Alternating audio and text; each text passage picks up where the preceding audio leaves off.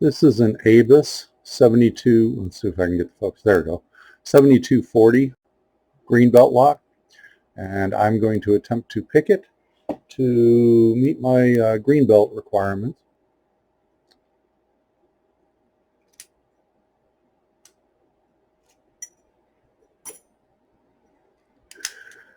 Now this is probably my 6th or 7th take on this video. I have to gut the lock and show all the pins after a successful pick, and then reassemble the lock and show that it works.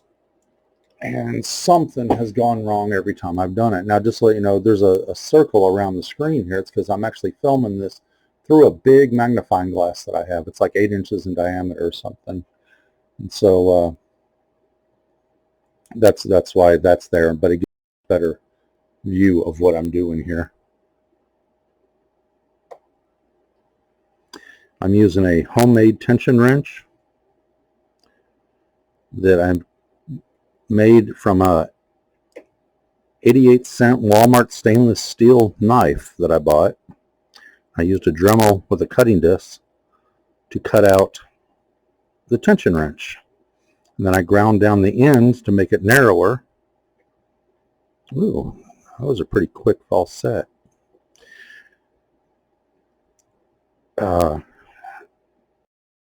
It's more rigid and transmits every little click or movement of the pins to the wrench fairly well. And so I think I have more control over it than I do with my wrenches that I've bought from the commercial manufacturers. Not only that, it's the commercial manufacturers that can't seem to fit into this keyway. But even when I'm not doing this lock and doing a different lock, a lot of times I will use this wrench because it just seems to allow me to feel the pins in all a little bit more.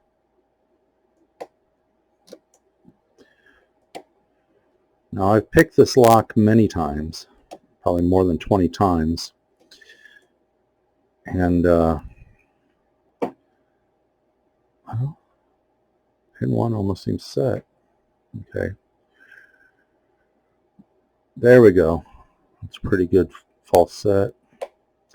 A little bit on a spill there, so I can get drop back down and try it again. Okay, that one feels set now. All the way pin 6.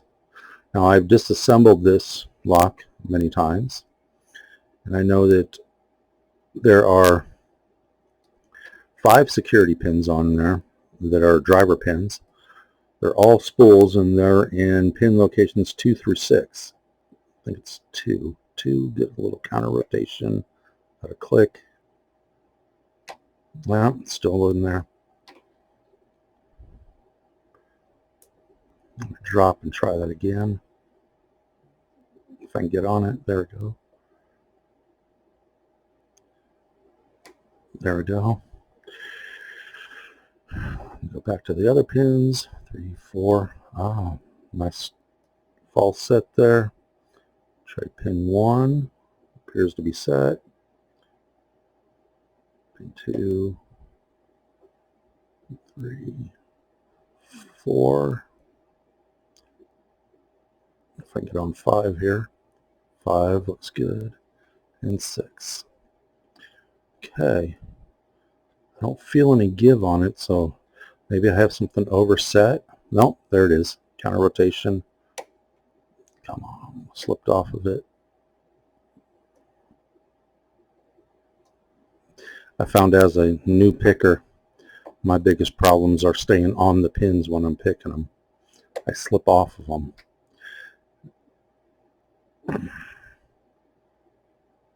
Okay, nice back to my false set. Let's try 2 here, see what I can get it square. Yeah, okay. I'm not sure if I'm in it or not.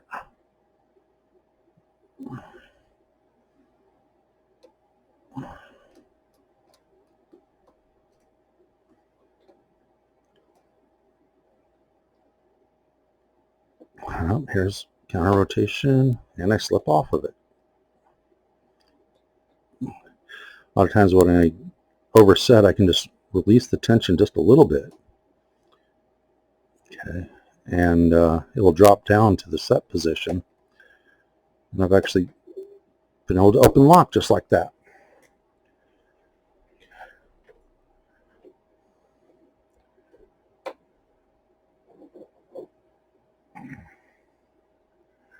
Okay, I'm going to move the magnifying glass out of the way. Try to reposition. Since my magnifying glass is lit, it's also my light. Set this down right over here. Try to move the camera to a better view for disassembly. There we go.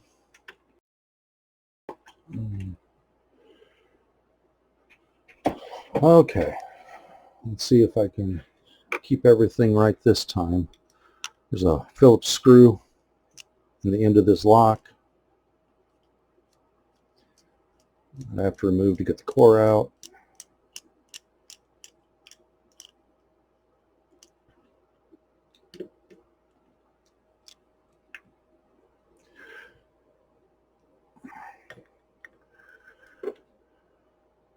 Use my Sparrow's utility wrench. I don't know what they call it, universal wrench, something like that. Get this E-clip off. Actually, before I get the E-clip off,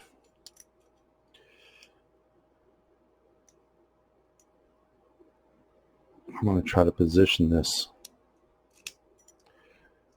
in a position that I like so the pins don't fall out of the bottom holes here, and my long section up here is facing the driver pins for when I put the follower through. Might be a little premature, but I like to get that out of the way. Let's get this E-clip off.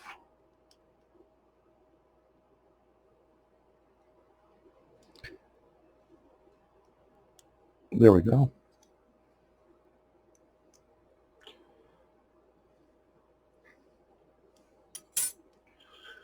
Okay. That's positioned pretty well. Make sure the key pins are facing up so gravity doesn't make them drop. Get my follower right here. And push the core out with the follower.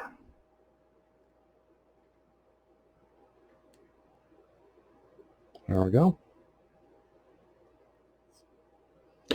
Put the core aside, and I'll start dumping these. I'm going to take the key out slowly. Don't need it. Start with pin 1.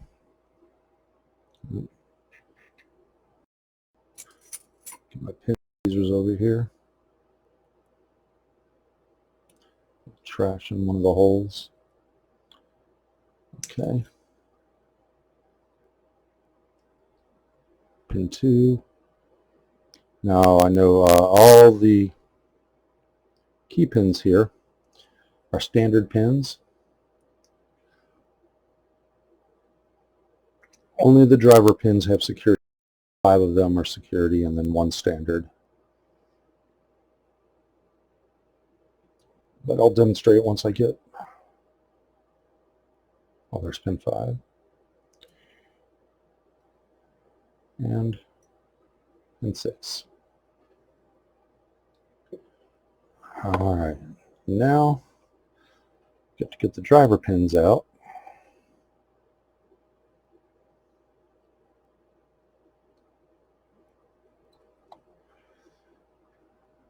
We'll start with pin 1.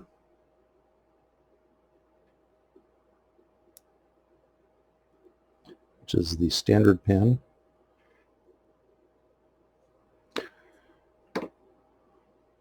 Use this pointed finger file to grab that spring and pull it out. It just comes right up to the shear line, just barely past it, and my tweezers aren't able to grab it. There we go.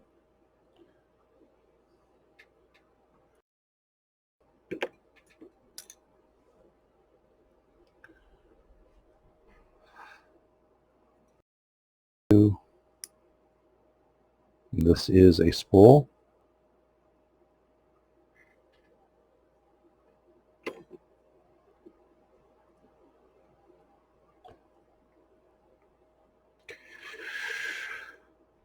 Sometimes just gravity is the best way to get it, I guess.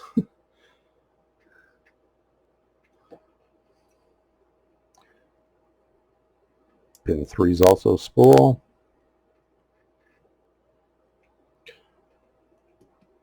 I'll show a close-up of the pins here in just a moment.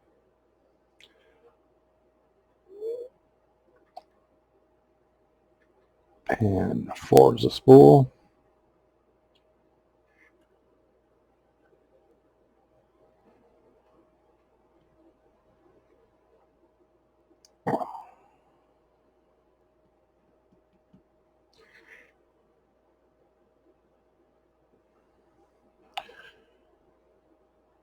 Pin 5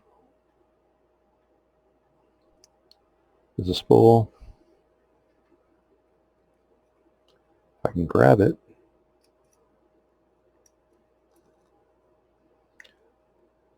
There we go.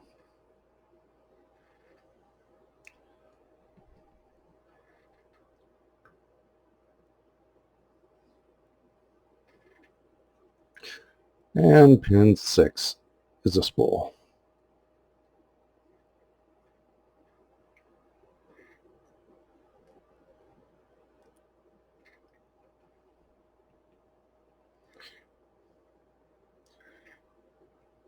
All right, it's probably best to use the magnifying, oops, let me get the follower out of the way.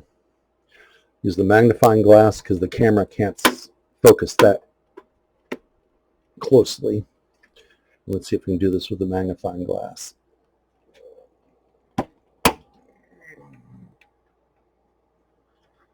See if it's going to focus. There we go. It's a little better. And you can see pin 1 is standard. I've got spool on 2, 3, 4, 5, and 6. All right. So I'm going to move the magnifying glass out of the way.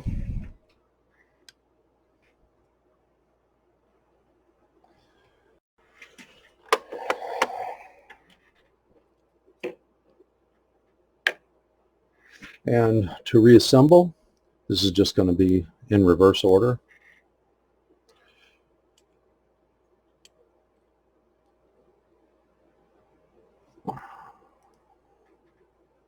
Starting at pin 6 and working our way back.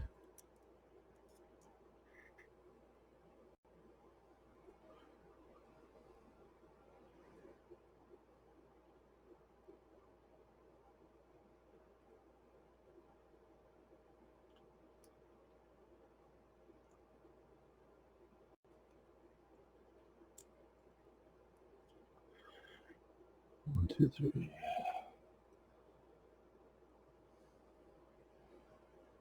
I always find that pin 6 gives me a little bit of problems. I'm trying to grab the pin with my pin tweezers, position the pin over the hole. There we go. Got pin 6.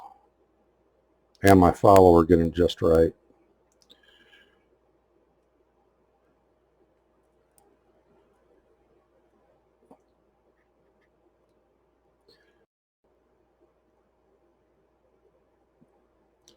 That's pin 5.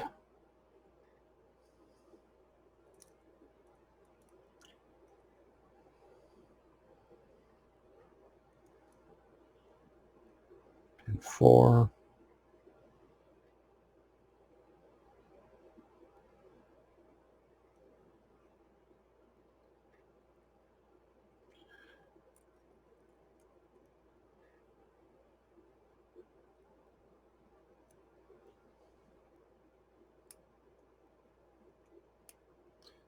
3,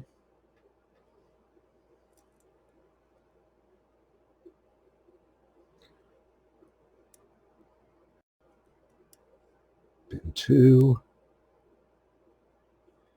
and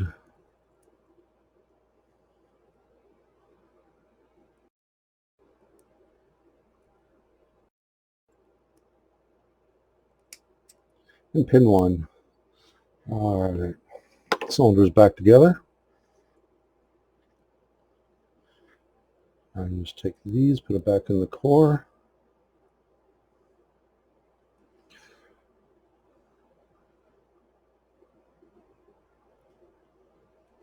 And 1, 2,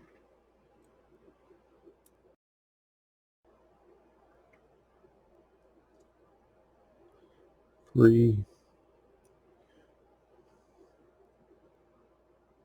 4, 5, 6. I like to verify that they're all correct by bringing up to the shear line by slowly inserting the key. You know, if I insert the key too fast, I can actually shoot them out, and they are all at the shear line. Let's see if I can get that. Okay. Now,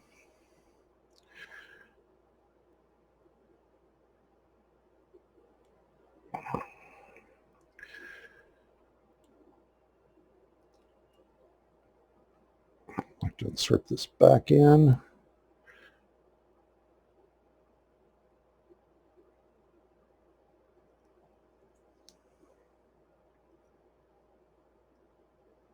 There we go.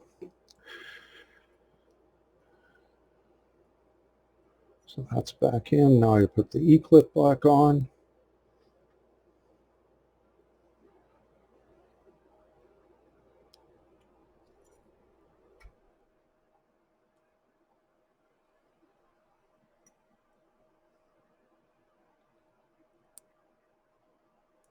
Fit just on perfect.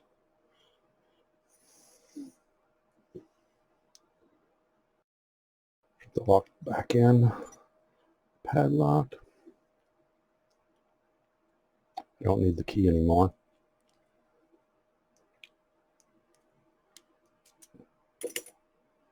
Key kind of gets in the way at this point. Put the Phillips screw back in.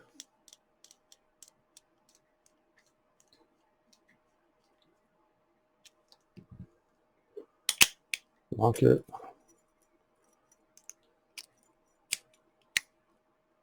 And it works. Hopefully that meets my green belt requirement. Thank you.